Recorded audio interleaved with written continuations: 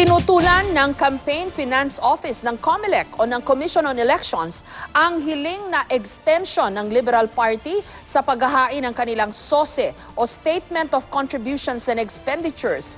Hindi raw kasi magiging patas sa ibang kandidatong nakapaghain ng kanilang SOSE kung i-extend nila ito para sa Liberal Party. Babaliktarin din daw ng COMELEC ang sarili nitong resolution. May exclusive report si Joseph Moro.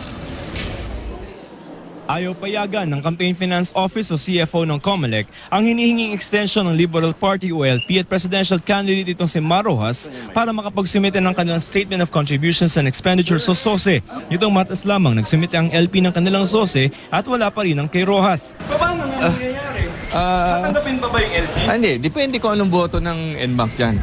So pag-upahan later? Hindi ko alam. Basta ako as sa CFO, will submit a recommendation later.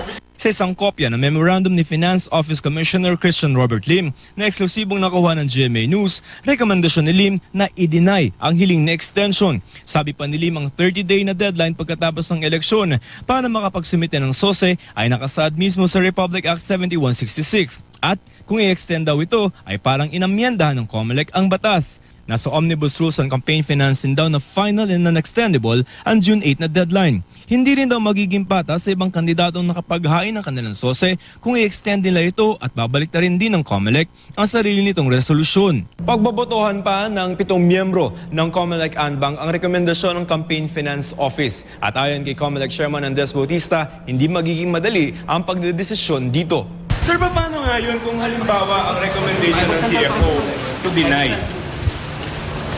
Hindi pag-uusapan.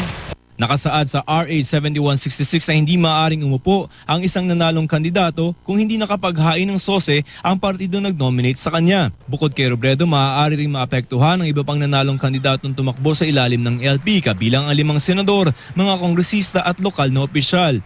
Ayon naman sa tagapagsalita ng Liberal Party na si Congressman Barry Gutierrez, wala sila nakikitang dahilan para hindi makaupo sa pwesto si Vice President-elect Leni Robredo.